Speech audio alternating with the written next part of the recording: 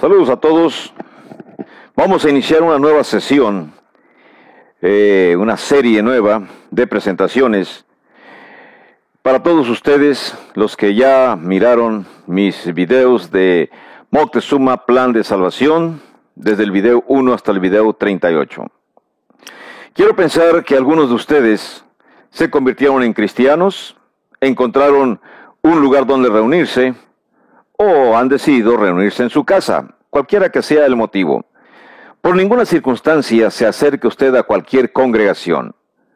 Cuando las personas religiosas se enteren que usted quiere conocer las Escrituras, le van a sobrar maestros, le van a sobrar personas que lo van a buscar diciéndoles que ellos son partícipes de la iglesia verdadera. Le voy a dar indicaciones, le voy a estar dando indicaciones a través de mis videos para que usted sepa distinguir la iglesia como debe de ser.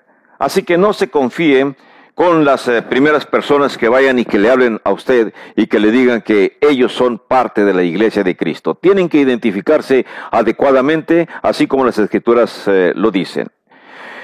Me siento emocionado porque precisamente el haber estudiado el plan de salvación lleva secuelas. Secuelas significa produce resultados que son grandiosos. Así como cuando uno tiene viruela en la niñez y cuando pasan los años todavía mantenemos en nuestro cuerpo las cicatrices de la viruela que tuvimos en la niñez. Bueno, la venida de nuestro Señor Jesucristo, como se narra en Mateo, Marcos, Lucas y Juan, la enseñanza del plan de salvación, todo lo relacionado con el Señor Jesucristo, su ascensión a los cielos, su mandato que le dio a los apóstoles de que fueran a enseñar el Evangelio, tuvo consecuencias, tuvo secuelas. Y de esas secuelas son de las que vamos a hablar, de esas consecuencias. Porque después de darle la instrucción a los apóstoles se fueron por el territorio dominado por el imperio greco-romano y durante cerca de 70 años estuvieron caminando, estuvieron enseñando, estuvieron formando congregaciones. Tengo aquí el mapa de Palestina porque ahí fue realmente donde se inició el cristianismo.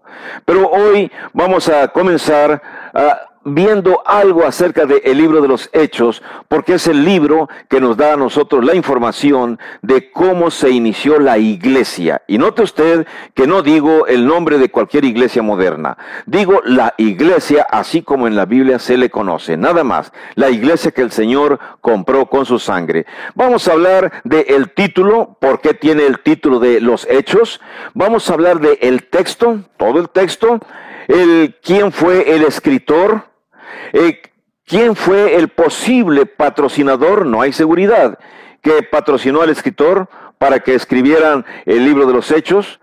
Vamos a investigar cuál fue el propósito por el cual se escribió el libro de los Hechos. Vamos a mirar el tiempo en que surgió este libro. Y vamos a mirar también el lugar en donde donde acontecieron los sucesos que a través del libro de los Hechos se nos van a estar narrando. Utilizo entonces este mapa nada más como referencia para que todos entendamos que la iglesia de Cristo se va a iniciar en Jerusalén, se va a iniciar en Judea. En Jerusalén es donde va a suceder el inicio de la explosión que transformó el mundo desde aquel entonces y hasta nuestra época. Y vamos a estar analizando cosas importantes como por ejemplo, ¿qué fue lo que motivó a los primeros cristianos a lanzarse a la aventura de enseñar una doctrina que el mundo de aquel entonces no conocía? ¿Qué los impulsó? ¿Qué los obligó? Porque si aquella emoción, aquel ardor que los primeros cristianos sintieron para expandir el Evangelio se mantiene vivo, entonces yo creo que en esta época usted también, así como yo y como otros muchos más que andamos expandiendo el Evangelio sobre la faz de la tierra, contamos con el mismo ardor, con la misma fuerza, con el mismo deseo. Queremos que la gente conozca. La iglesia de Cristo no se va a distinguir por edificios imponentes, donde se muestra la riqueza de sus líderes, nada de eso.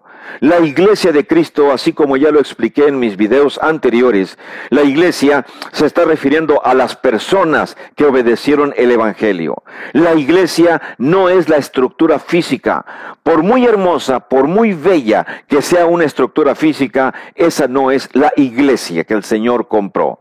La iglesia son las personas. Y eso debe de quedar muy claro, bien claro, en usted que está viendo mis videos, para que no se confunda. Que nadie vaya y le hable a usted diciéndole que tienen el edificio más hermoso de la ciudad o la iglesia más bonita de la ciudad, donde tienen las actividades más hermosas de la ciudad o del pueblo, donde los jóvenes tienen entretenimiento suficiente, donde las mujeres tienen actividades esplendorosas, donde los varones son bien reconocidos en la comunidad. Esa no, lo siento mucho. La iglesia de Cristo se conforma la mayoría de personas muy humildes, personas sencillas, que con toda calma y con toda tranquilidad están estudiando las Escrituras para continuar en el proceso de su salvación. Ya adquirieron el perdón de sus pecados, pero necesitan mantenerse fieles hasta la muerte para recibir la corona de vida. Así que acompáñenme entonces en este estudio emocionante acerca del libro de los Hechos. Miren, la historia del Evangelio, que no es otra cosa más que la historia de el nacimiento, de la crucifixión, de la muerte, de la sepultura, de la resurrección de nuestro Señor Jesucristo y su ascensión al cielo después de su resurrección. Eso es una parte que va a tener continuación. ¿Cómo va a tener continuación? Cuando Jesucristo le ordenó a los apóstoles que se regresaran después de que se les apareció, que se regresaran a Jerusalén y que esperaran ahí la llegada del Espíritu Santo. Y después de que ya se les apareció el Espíritu Santo y les dio poderes, les dio capacidades, entonces los apóstoles fueron a cumplir con el mandato. No todos los apóstoles. Por eso vamos a analizar el libro de los Hechos de la mejor manera posible. Comenzamos por ver lo siguiente. Miren, en cierto sentido, la palabra los hechos es muy simplista. La palabra los hechos significa como algo que se hizo. Pero el libro de los Hechos no contiene ni todos los hechos de todos los apóstoles, ni todos los hechos de algunos apóstoles. Contiene, sí, algunos hechos de algunos apóstoles. Eso lo tenemos que tener muy en claro, porque es necesario para nuestro entendimiento. Usted sabe lo que es un puente que comunica dos partes de una ciudad divididas por un río. Comunica dos secciones de una población. En realidad, el libro de los Hechos, para nosotros los cristianos, es un puente que nos hace entender, fíjese bien, nos hace entender lo que es el Nuevo Testamento. En el Nuevo Testamento comenzamos con Mateo, Marcos, Lucas y Juan. Y luego sigue el libro de los Hechos y luego vienen las epístolas. Entonces, el libro de los Hechos es una especie de puente entre los 4 evangelios y las epístolas que están escritas posteriormente, comenzando con Romanos. Así que Hechos es importante. Hechos es importante porque nos va a dar a conocer todo lo que es necesario saber acerca de la historia de la iglesia primitiva. Usted y yo vamos a ver, vamos a mirar cómo los primeros cristianos actuaron. Miren, tenemos 4 relatos del Evangelio. En realidad ninguna persona, la humanidad no quisiera que se perdiera ninguno de los evangelios.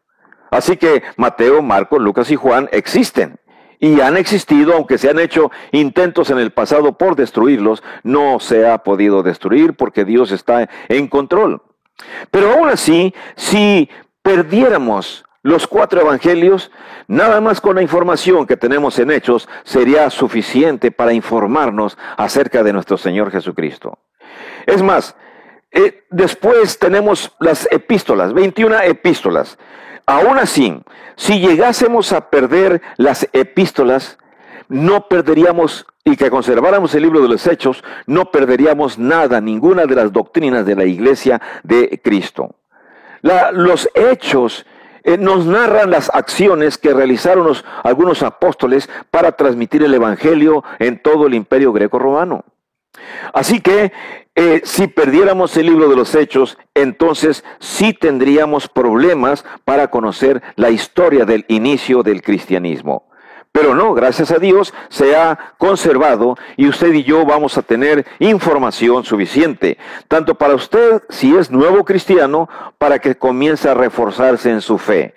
Y si usted ya es un cristiano viejo, un cristiano antiguo, entonces simplemente estas sesiones que presentamos en videos le va a hacer a usted recordar cómo se inició usted en el cristianismo, le va a hacer revivir parte de aquella época.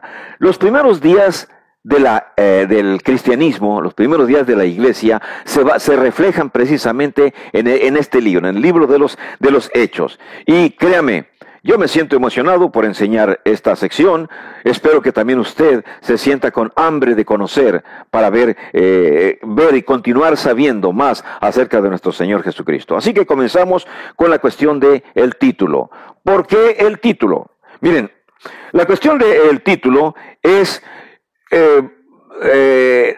puesta en las Biblias en forma simplificada.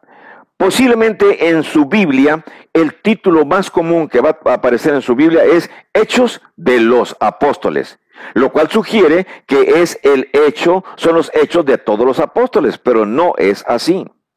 Ahora, hay algunas Biblias que tienen que decir nada más o deben decir nada más los hechos, pero también es muy generalizado porque implica todos los hechos de los apóstoles. Hay otras Biblias en las cuales nada más se escribe la palabra hechos, sin el artículo. Ahora, usted y yo tenemos que saber algo. Estos títulos no son inspirados. La iglesia del primer siglo no usó estos títulos. Entonces, ¿cómo se refería a esa historia que narra los inicios de la iglesia de Cristo? Bueno, precisamente circulaban, vamos a decir, un tomo dividido en dos secciones. Y ese tomo se le conocía nada más como Historias de los Orígenes Cristianos. Esos dos tomos también se les llamaba como los comienzos, que era la forma como los escritos circulaban entre las iglesias. Más o menos a finales del siglo I, a principios del siglo II, sucedió algo con el volumen que contenía dos porciones. Contenía la porción de Lucas y contenía la porción de Hechos. Lo que sucedió fue que fueron separados y entonces el libro de Lucas lo convirtieron en el Santo Evangelio según San Lucas. Y entonces el libro de Hechos fue considerado el segundo volumen, que es precisamente el que nosotros tenemos en nuestras Biblias. Bueno, aún así, en aquella época eran conocidos esas dos secciones de esa manera, y sobre todo se usaba mucho la frase Hechos de los Apóstoles. No los hechos de todos los apóstoles, sino hechos de los apóstoles. Pero les daban otros nombres a esa segunda sección donde se narraba el comienzo de la iglesia. El título de Hechos de los Apóstoles no debe de ser problemático para usted ni para mí. Recuerden, solamente estamos obteniendo conocimiento para ampliar nuestro conocimiento acerca de Cristo Jesús. Es lo que queremos nosotros. Ahora, el libro no narra, como dije hace rato, todos los hechos de todos los apóstoles. Incluso en el capítulo 1, los únicos apóstoles que se mencionan en el libro son Pedro, Pablo, Jacobo y Juan. Lo vamos a ir viendo cuando veamos el capítulo 1. Pero incluso hay muy poca información acerca de Jacobo y acerca de Juan. En realidad, solamente son algunos hechos de Pedro, no todos, y algunos hechos de Pablo son los que se narran. Ahora bien, la última parte del libro nos va a narrar una sección de Pablo, y la primera sección del libro nos va a narrar algunas acciones de Pedro. Con el transcurso del curso vamos a tener más información sobre esta cuestión. Por eso es muy general llamarle al libro de los Hechos toda la información o considerarla toda la información del inicio de la iglesia. No es así. Porque aparte de Pedro y de Pablo, y aquí usted tiene que saber algo muy importante, la transmisión del Evangelio, en realidad, los que trabajaron para expandir el Evangelio y que se narra en el libro de los Hechos, aparte de Pedro y de Pablo, van a ser otras personas que son mencionadas, como Esteban, como Felipe, como Bernabé, Silas, Timoteo, Apolos, Aquila y Priscila. Entonces, no son todos los apóstoles, son algunos cristianos comunes, y eso quiero hacer énfasis, porque el cristianismo en realidad no va a ser expandido en el futuro después del primer siglo y ahora en la actualidad, por los grandes eruditos. Los grandes eruditos conocen de las Sagradas Escrituras, pero realmente quien expande la iglesia es el cristiano común, el cristiano corriente, el cristiano como usted, si acaso usted ya se convirtió en cristiano, un cristiano como yo. Personas sencillas somos los que realmente hacemos que se extienda la iglesia y que más gente conozca del cristianismo. Por eso, para propósito de nuestro estudio, simplemente al libro le vamos a llamar Los Hechos, y con eso nos conformamos. Vamos a hablar acerca del texto. Miren, en el texto hay preguntas que son importantes, necesario contestar. Por ejemplo, primera pregunta: ¿quién escribió el libro? Quizá algunos de ustedes, de los que apenas se acaban de convertir en cristianos, ya lo saben. Pero la realidad es que la gran mayoría no sabe quién escribió el libro de los Hechos. Ahora, otra pregunta: ¿a quién se le escribió ese libro de los Hechos? Tercera pregunta es: ¿cuándo se escribió? ¿Y por qué se escribió?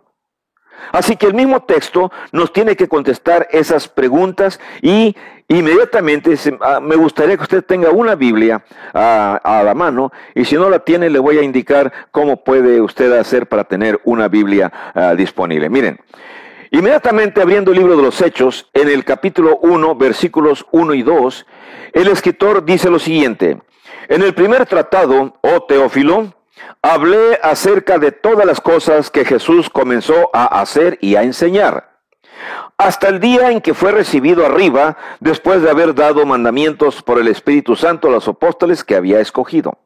Si ustedes notan esos dos versículos que están en Hechos capítulo 1, versos 1 y 2, nos está diciendo que en el primer tratado el autor habló acerca de la vida de Cristo hasta que Cristo Jesús fue llevado al cielo.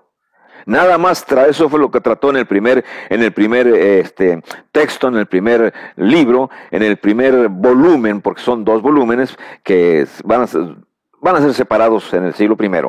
Ahora sí, cuando se menciona eso del primer tratado, oh Teófilo, estamos viendo entonces que ya hay la separación de los dos, del gran volumen que era simplemente el libro de los Orígenes, ahora se llama el libro de Lucas y se llama el libro de los Hechos, que va a ser el segundo volumen.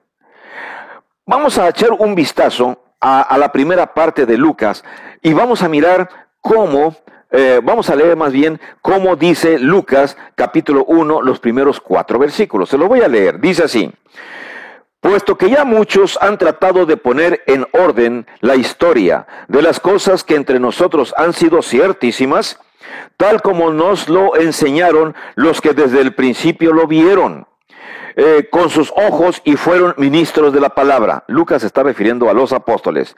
Me ha parecido también a mí, está hablando Lucas como autor, después de haber investigado con diligencia todas las cosas desde su origen, escribírtelas por orden, oh excelentísimo Teófilo, para que conozcas bien la verdad de las cosas en las cuales has sido instruido. Así que entonces el inicio de Lucas y el inicio de Hechos se nota que son dirigidos ambos volúmenes hacia un solo personaje, que es Teófilo. Vamos a explicar más acerca de Teófilo. Tengan en cuenta usted que originalmente estos dos libros eran un solo volumen, así que lo que leímos en Lucas se considera como una introducción para ambos libros, tanto para Lucas como para Hechos. Como estamos analizando Hechos, vamos a considerar Lucas 1 del 1 al 4 como una introducción para el libro de los Hechos. Vamos a hablar acerca de el escritor. El primer tratado, como dice Hechos 1:1, dice: en el primer tratado, oh Teófilo, se refiere al libro de Lucas. Hechos tiene el mismo propósito que el libro de Lucas. ¿Cuál era el propósito del libro de Lucas? Bueno, narrar las cosas ciertísimamente que habían acontecido allá en Jerusalén respecto a nuestro Señor Jesucristo. Hechos, hacemos de cuenta que Hechos va a comenzar exactamente donde el libro de Lucas termina, porque recordemos que era un solo volumen. Y ambos mencionan a la misma persona o el que recibe la carta, que el escritor escribió, él o sus amanuenses, como quiera que sea, cuando dice la frase de Teófilo en Lucas 1:3 y en Hechos 1:1. Ambos libros tienen el mismo estilo de escritura. Cuando hablamos de estilo de escritura, recuerden que hay muchos estilos para escribir. Alguien puede escribir novelas de estilo dramático, de estilo romántico. Alguien puede escribir novelas de estilo de misterio. En fin, el estilo que se haya usado, como quiera que sea, en otras escrituras, aquí en Hechos y Lucas es el mismo estilo. Y esto es importante porque nos indica que el autor es el mismo. Ahora bien, como notamos que en Hechos y en Lucas, el autor Lucas explica muchos de los términos judíos, entendemos que entonces el libro fue escrito para personas que no eran judías y que no conocían el sentido total o completo de las palabras que se decían en el lenguaje que usaban los hebreos. Así que entonces era necesario que se les explicara. Y el libro de Hechos y el libro de Lucas precisamente contienen explicaciones de términos judíos que de otra manera sería difícil para el receptor de ambas cartas poder entender lo que ahí se menciona. Por lo tanto, el que escribió Lucas también escribió Hechos. Ahora, noten ustedes en el versículo 1 de Hechos, dice, en el primer tratado, Teófilo, hablé. Y ese verbo que está en tiempo pasado se está refiriendo a Lucas. Lucas, para ustedes que me conocen, quizás si uso la palabra hermano, si usted ya fue bautizado, espero que no se me ofenda si no ha sido bautizado y si le llamo hermano. Mire, hermano, en el libro de Colosenses, capítulo 4, verso 14, encontramos ahí algo acerca de Lucas, del por qué usamos la palabra el médico amado. Buscamos en Colosenses, Efesios, Filipenses y Colosenses, en el capítulo 4 y en el verso 14. Y vamos a leer aquí una frase que Pablo está escribiendo a los colosenses. Le dice, os saluda Lucas, el médico amado, y Demas. Colosenses, cuando fue escrita por Pablo, se entiende por este párrafo que Lucas iba junto con Pablo en el momento que Pablo escribe, o su amanuense escribe el libro a los colosenses. Por eso usamos la frase de que a Lucas se le llamaba el médico amado por esa evidencia interna. Ahora bien, tenemos que considerar también evidencias externas acerca de los libros, tanto de Hechos como de Lucas. Miren, en la evidencia externa hay personas en el primer siglo, segundo siglo, que reportan que en verdad Lucas y Hechos pertenecen a un mismo autor. Posiblemente los nombres no le digan a usted nada, pero de todos modos déjeme mencionarlo. Ya habrá tiempo para después explicar o que usted investigue acerca de estos nombres. Miren, más o menos en el año 180 después de Cristo, aproximadamente, se escribió un libro. Bueno, más bien que se escribió un libro. Existió un hombre que se le va a llamar padres apostólicos. Después de la muerte de los apóstoles surgieron los siguientes líderes, los siguientes guías de la iglesia. Y uno de esos padres apostólicos llamado Ireneo, él precisamente va a hablar acerca de Lucas y lo va a considerar como el médico amado, dándole validez a que él es el autor tanto de Hechos como de Lucas. Un libro que se escribió fue un libro contra Marción, un enemigo de la iglesia. El libro se llamaba el Prólogo anti-Marción.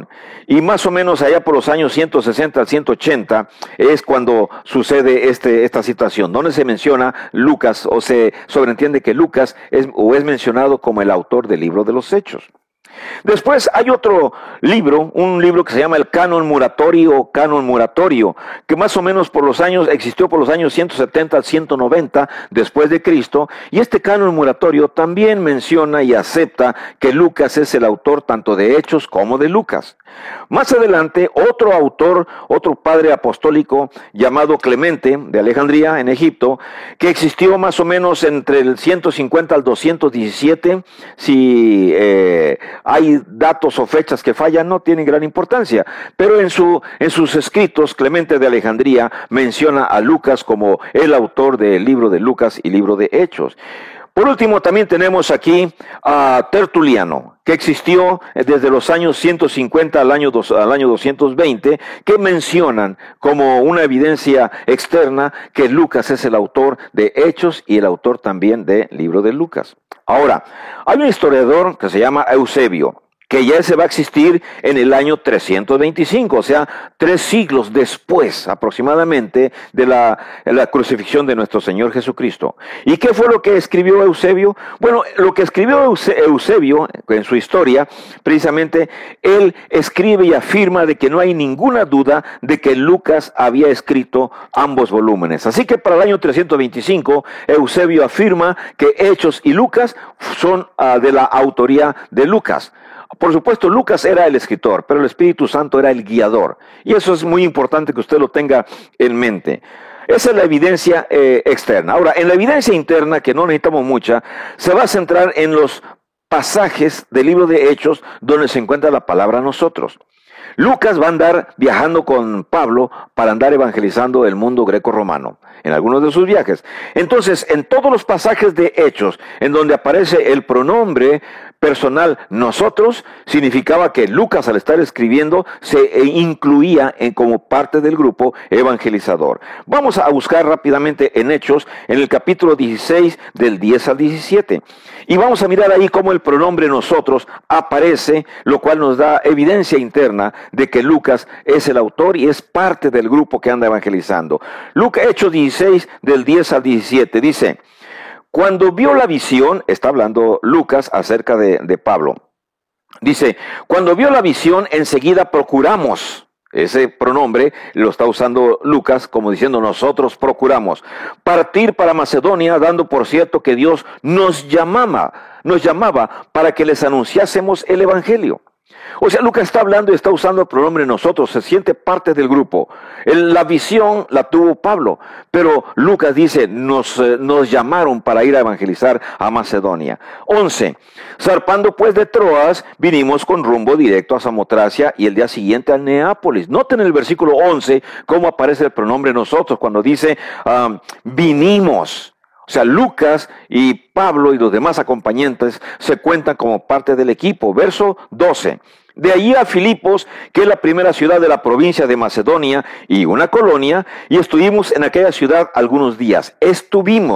Nuevamente Lucas se cuenta dentro del grupo que está evangelizando en Filipos. Verso 13, y un día de reposo salimos fuera de la puerta, o sea, Lucas con Pablo, junto al río donde solía hacerse la oración, y sentándonos, otra vez la conjugación del verbo sentarse, pero usando el nosotros. Sentándonos, hablamos a las mujeres que se habían reunido. No nada más Pablo habló, sino que también Lucas se cuenta como una persona que está hablando a las mujeres que estaban reunidas ahí en la orilla del río. Entonces una mujer, versículo 14, llamada Lidia, vendedora de púrpura de la ciudad de Tiatira, dice el texto, que adoraba a Dios, estaba oyendo, y el Señor abrió el corazón de ella para que estuviese atenta a lo que Pablo decía.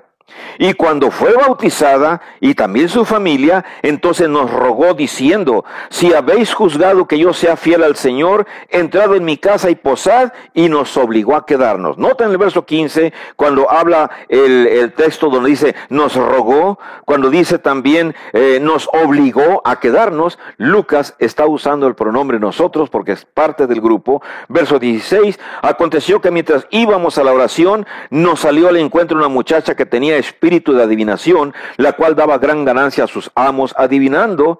Esta, siguiendo a Pablo y a nosotros, daba voces diciendo, estos hombres son siervos del Dios Altísimo, quienes os anuncian el camino de salvación. Entonces, tenemos evidencia interna que nos dice acerca de que Lucas escribió Hechos, y está narrando lo que aconteció en esos lugares donde Pablo está evangelizando. Finalizo esta primera sección, episodio 1 del libro de los Hechos, y usted puede encontrarme en Moctezuma Hechos. Dios los bendiga. Hasta luego.